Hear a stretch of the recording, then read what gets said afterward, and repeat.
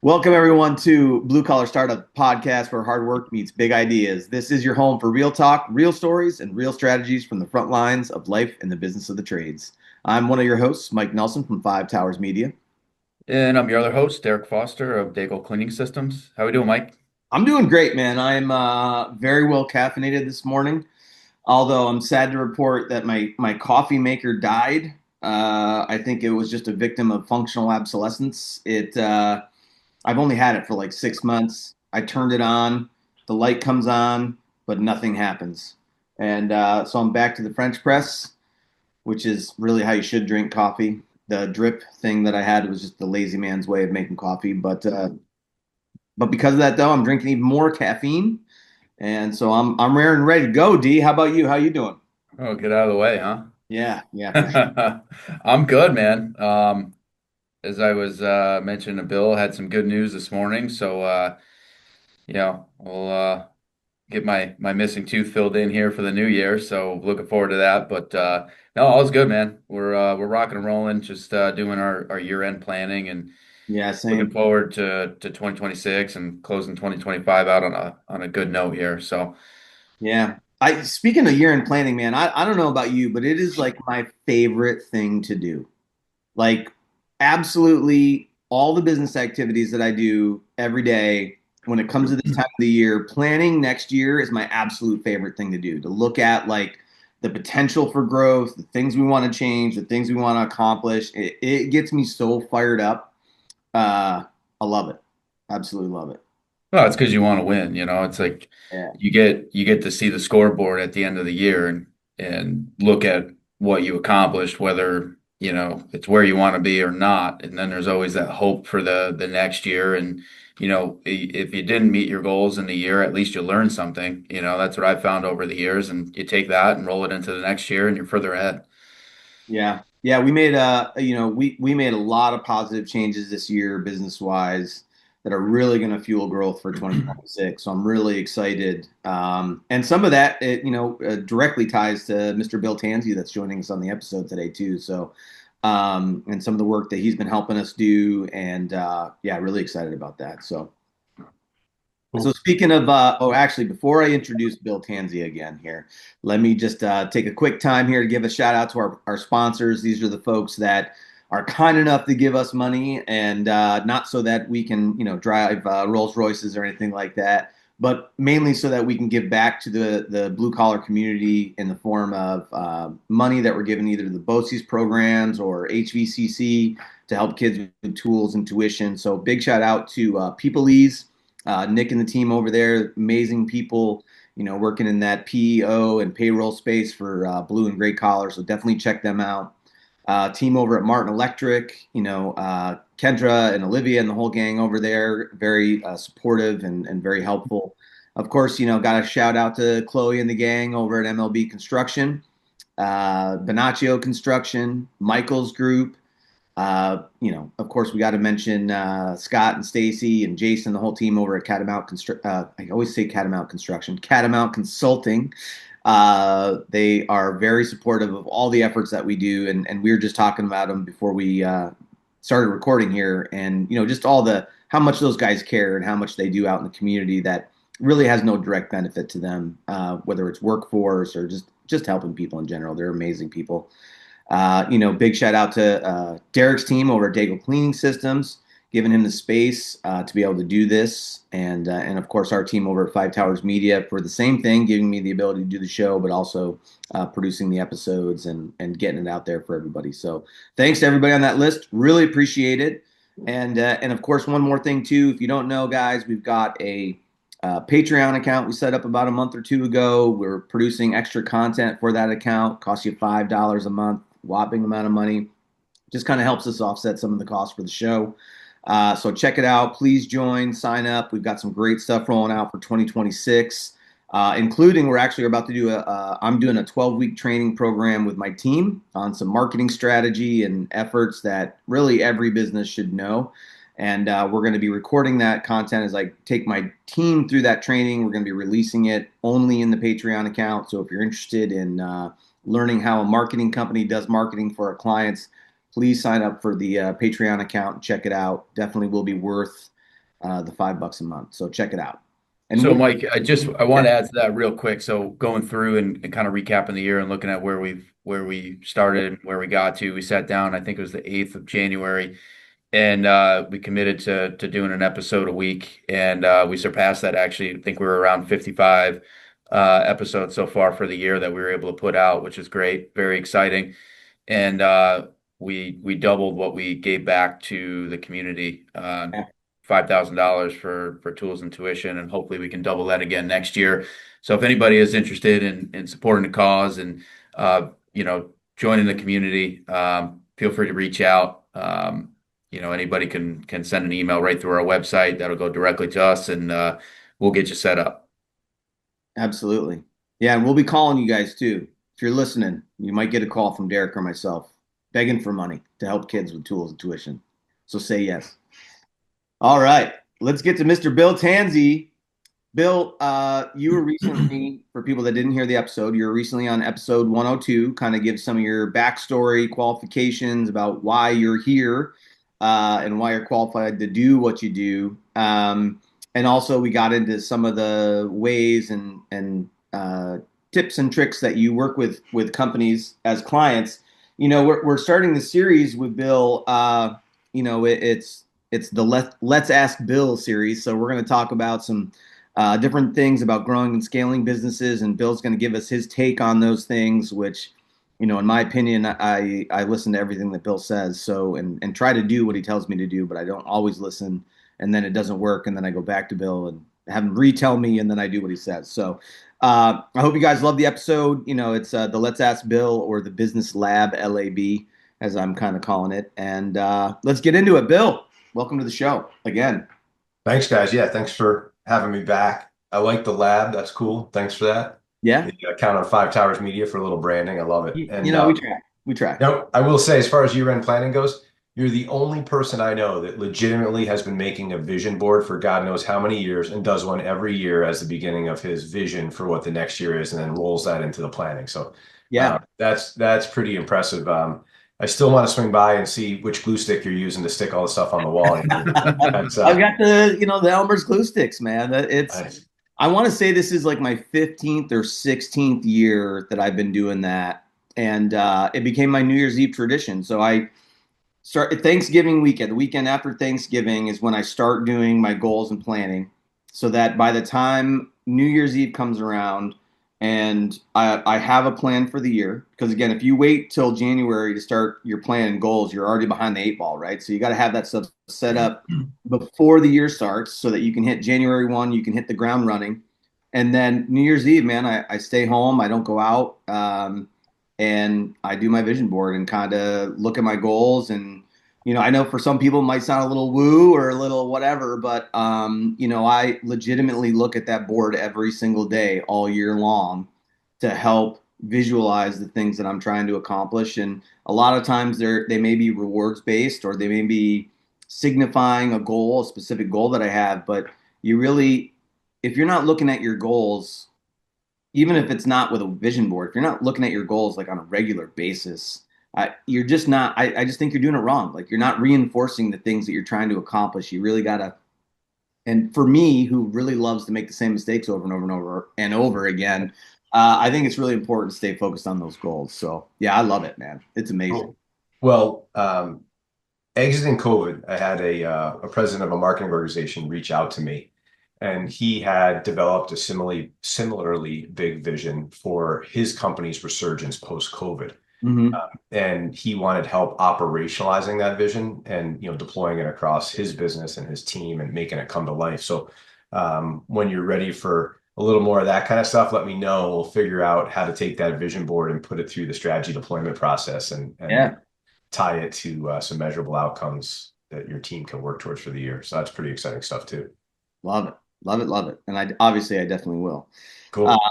So today's topic, let's talk about what we're introducing today. And so we've got some specific questions around that for our listeners, for our Patreon members. We've got a monthly episode coming up with Bill here for Let's Ask Bill. So if there's a question that you have about growing and scaling your business, submit them through the portal or shoot us over an email.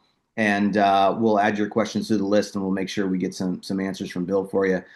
Today's topic is we're focusing on what is needed to get your business to run without you, which is, I don't know, I think it's a lot of business owners' dream to be able to have a business. And I know in January, Derek and I are specifically have an episode talking about it's part 2 of the cash flow quadrant. We talked a little bit a few weeks ago for part 1, which was moving from employee to self-employed. The next episode, we're going to talk about moving from self-employed to business owner and what that really means. And this ties right in with that, right? Is because a business really is something that can run without you having to go in and push the button every single day. So that's our topic. Before we get into specific questions, Bill, as far as getting someone's business to run without them, you have any opening thoughts on that? Sure, I know that absolutely. wasn't on the questions list. That was Yeah, no, a no. guy's question. And I think we're gonna touch on a bunch of it as we move our way through the questions that were submitted, the questions that you have. The opening thoughts on getting the business to run without them. I think the first thing is, and we're going to talk a little bit about this, is you have to acknowledge kind of where you are, right? So if you are leading a business and that business is you and 4 other folks, and in a startup type environment or not, a lot of times you and those 4 other folks are maybe roommates, you're eating together, you're hanging out together, you're friends, and you're running this business.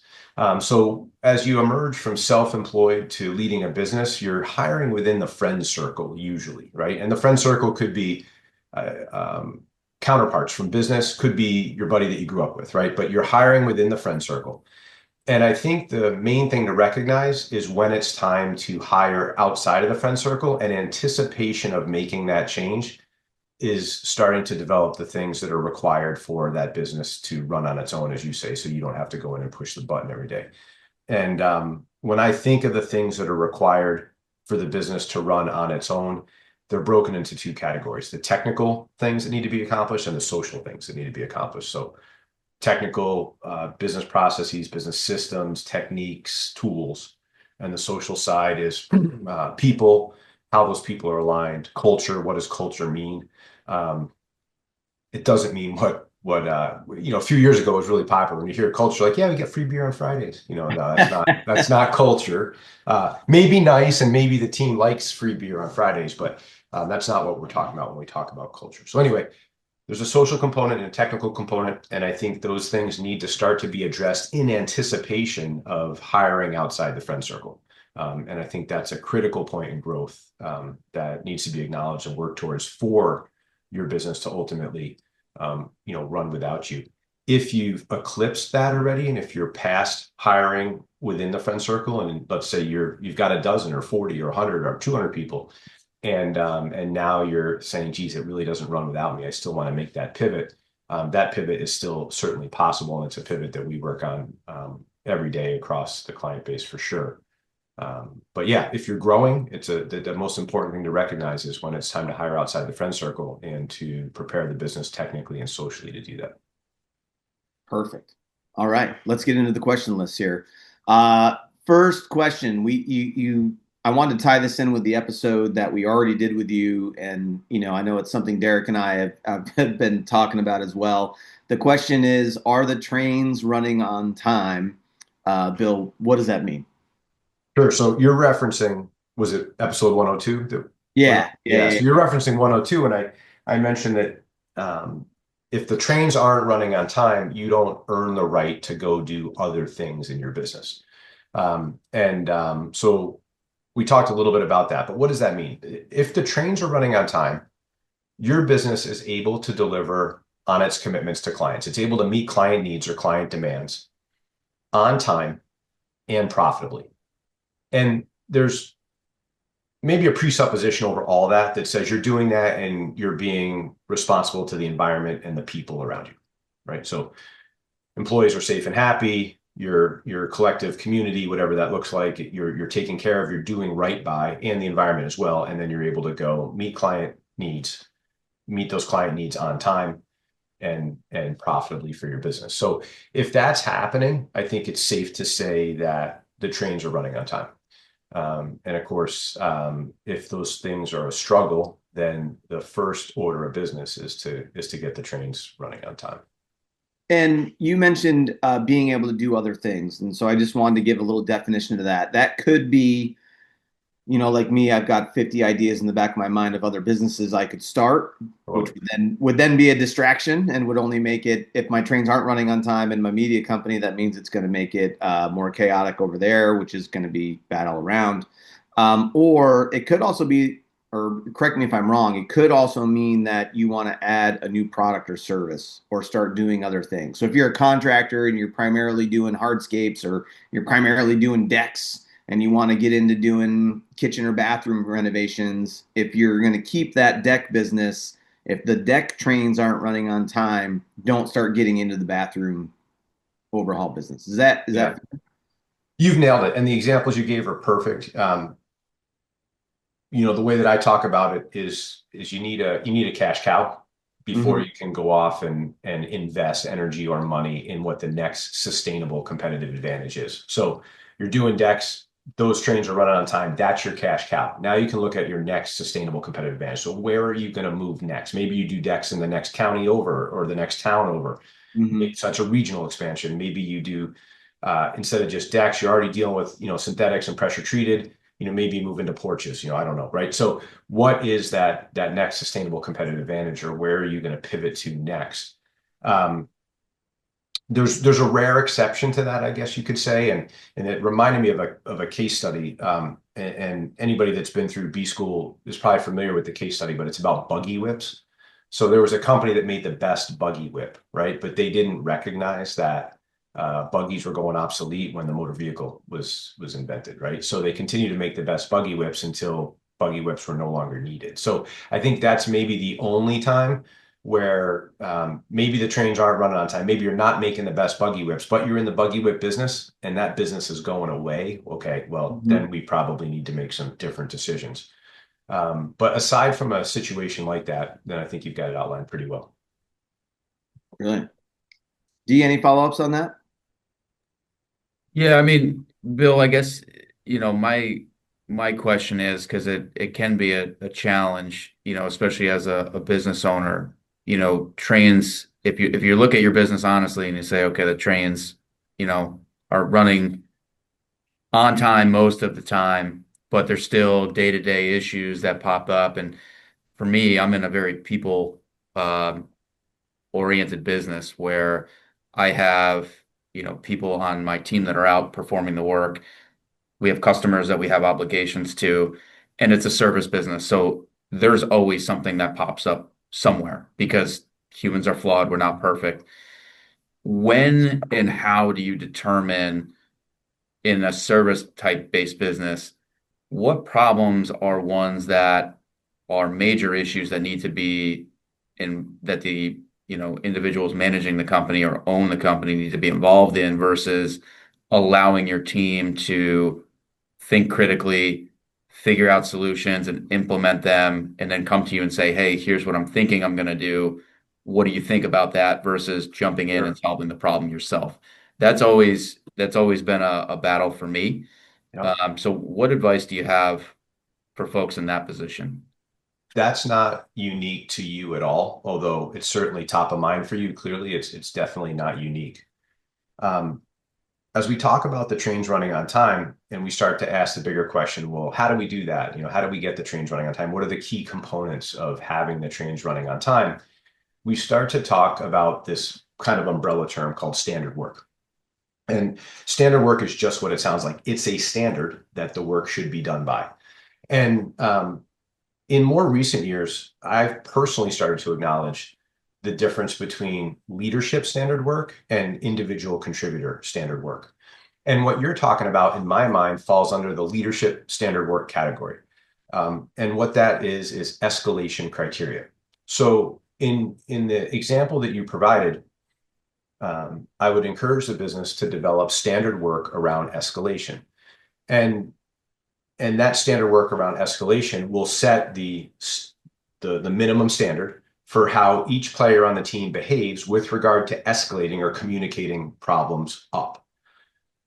So there'll be criteria for the individual contributor, criteria for the manager or supervisor level, and then, obviously criteria for the leadership team before it gets to you as the president. So we would set the criteria in place for escalation.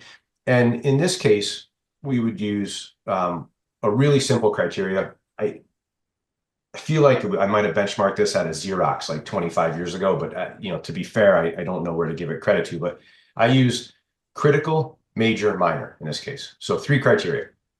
And for each tier in the organization, individual contributor, supervisor, manager, and leadership team, we would establish the definition of critical, major, and minor. And for example, if the problem meets the minor criteria, the person at that respective level, the individual contributor, the person out in the field doing the work for you, would resolve that on their own. And in their weekly meeting or twice a month meeting with their manager or supervisor, they would let them know, hey, 4 days ago, we had this problem. This is how we solved it. This was the outcome, right? That's a minor, or excuse me, a minor. If it's a major, there'd be a definition for what a major is. And if in fact they're able to solve that autonomously without support, or if they're going to look for support, for example. And then if it's a major, or excuse me, a critical, major, minor. If it's a critical, we would define what critical looks like. And oftentimes critical would mean that that person is not able to act on their own, but they should immediately escalate to the manager above them or the supervisor above them to pull them into the decision-making process. So minor, they run on their own and they update the team and the leader at the next team meeting. Critical, they immediately escalate, and then everything in between is in between. And we would establish that criteria based on the specific business, and then train the team up on it, and of course reward the team or recognize the team for using that standard work to guide the day-to-day navigation of problems or issues. So that would require having defined roles, defined levels of the organization, which kind of rolls into, I think, what we were going to talk about next, Mike, on the organizational charts and how to use them. So how does that tie in, Bill? And when should a business owner look at implementing an organizational chart? Is it ever too early? So we talk about escalation criteria and escalation standard work, and I'm going to bet a lot of people haven't heard of that before, right? In a formal sense, where I bet everybody that listens to this has heard the word or the phrase organization chart. In my experience, organization charts are almost always misused. So right off the bat, I would say whatever your mental model is of an organization chart, for most of the people listening to this, you kind of have to throw that out the window, or write it down, fold it up, and sit on it for now. And we have to explore, how and why and what organization charts are. But to answer your direct question, when should we start to utilize one? The organization chart should be utilized immediately. And that organization chart should take on the perspective of the as-is organization and then the to-be organization. And the to-be organization is a 1-year look ahead. And that organization chart that illustrates the as-is with the to-be should be revisited at minimum annually during the strategic planning process. So Mike mentioned, his vision boarding, which runs into strategic planning, et cetera. That's when we should be revising that org chart and saying, hey, does the future state org chart still make sense? Or do we need to recast a future state? What did we achieve this year, et cetera? So that's a piece on timing. So it's never too early to start the organization chart. But I think the most important thing with the organization chart is what information is conveyed in it and what information is not conveyed in it. I think a lot of organizations struggle with not knowing what tool to use or not having an effective tool to communicate.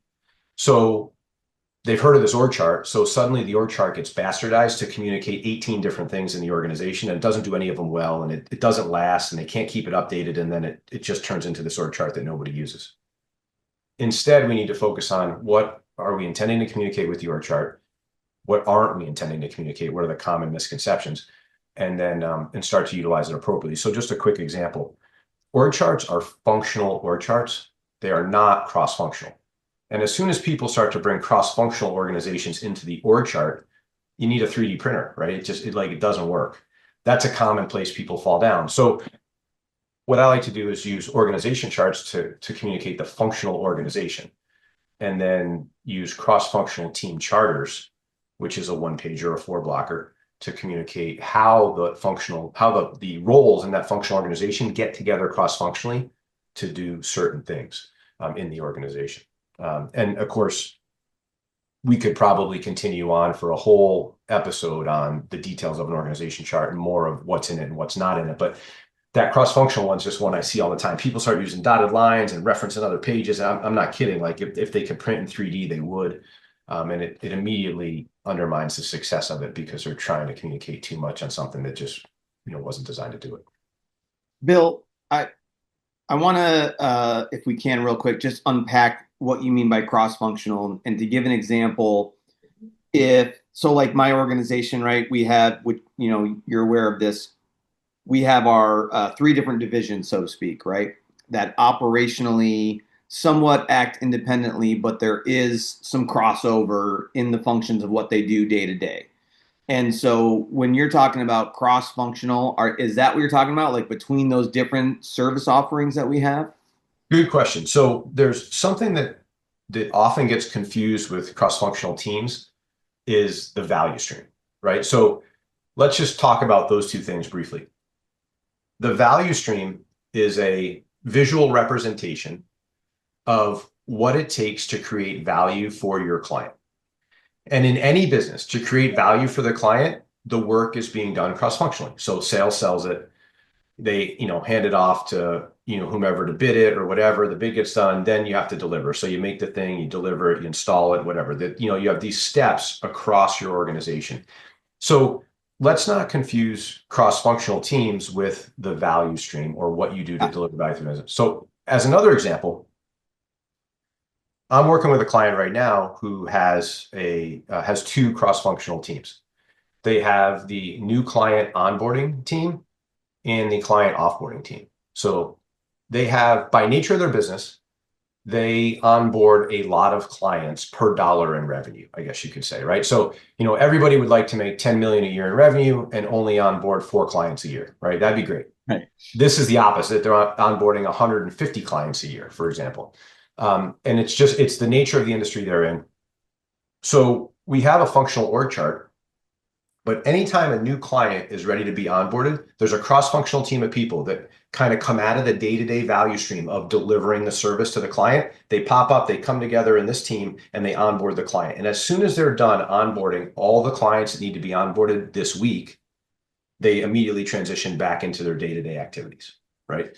So that's an example of a cross-functional team. So in an org chart, we wouldn't have a new client onboarding department or function in our functional org chart, or vertical, right? That wouldn't exist. But what we do have is X vertical, Y vertical, and Z vertical, or function, and function. And people or roles, more specifically, from those functions come together on that cross-functional team for a defined period of time to onboard a new client. So that's perhaps maybe a more clear example of that differentiation. Okay. All right. So talk to us about process. I know that I'm sure on this show, we've talked pretty extensively over the years about process, the importance of process, what it does. Give us your rundown on why you think why they're important, and maybe get into, without too much detail, but maybe get into just kind of like what an operational manual would look like around those processes. So when we talk about processes, if we zoom way out, what we're talking about is a business system.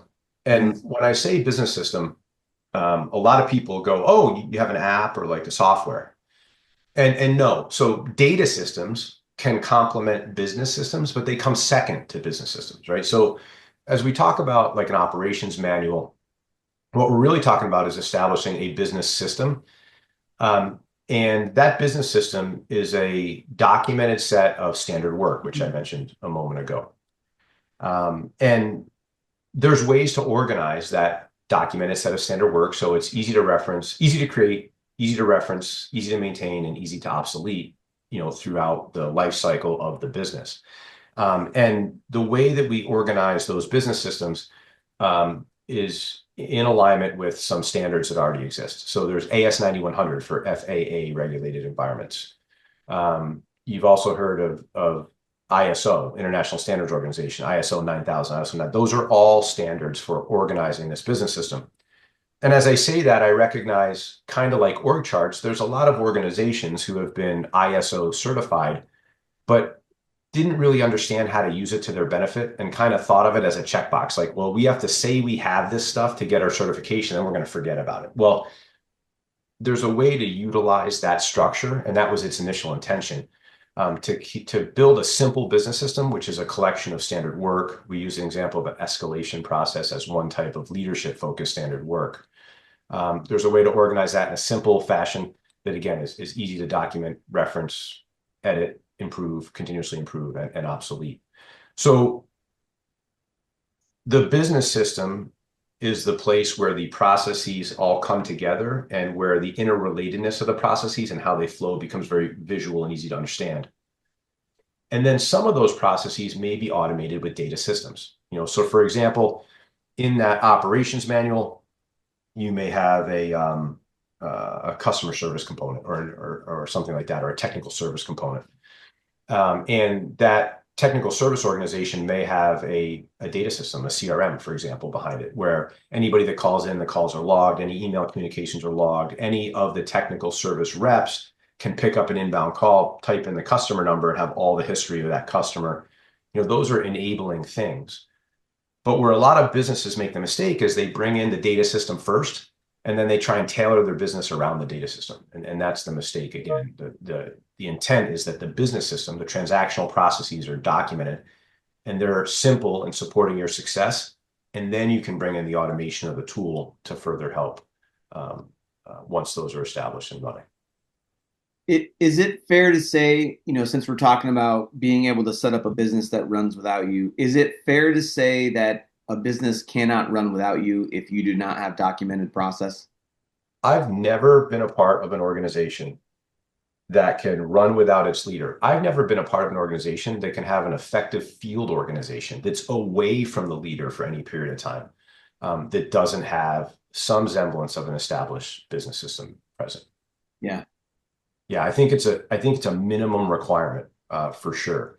And where I see it most often is I'll be contacted by somebody and it's some version of the same example. Hey, Bill, in 2024, I had 25 employees and things were going great. And we decided to grow. And in 2025, we hired 10 more people. We got up to 35 employees and the wheels came off. So, by September 25, I had let go, 8 of the 10 people I hired. I'm back down to 27 employees and I can breathe again and things aren't a mess. That's a perfect example of an organization that does not have a business system. And for that leader of the organization, whatever their skill set is, experience, leadership, capacity, it was clearly illustrated that they're not able that one person is, with the absence of a business system, is not able to lead more than 27 people effectively. So the business system is what we put in place to scale that operation and allow that one person to lead a bigger organization equal or more effectively than they were able to lead that little small one. And of course, with bigger organizations usually comes more revenue, more money, more opportunity for people, more growth, and all the upsides that I think the people that are listening to the podcast are interested in. Absolutely. Absolutely. All right, one more question and then we'll jump over to the Patreon side of things. With all of this in mind, what do you think some of the biggest mistakes people make when growing and scaling their business to run without them? So when they're growing the business, and we touched on this a little bit earlier, but when they're growing the business, one of the biggest mistakes is not recognizing when it's time to grow outside the friend circle. Like that's hands down the biggest mistake we see all the time. So for example, I'm working with a client right now that's a really cool client. They have a special technology. It's a material deposition process that creates a lens that goes on the tip of missiles.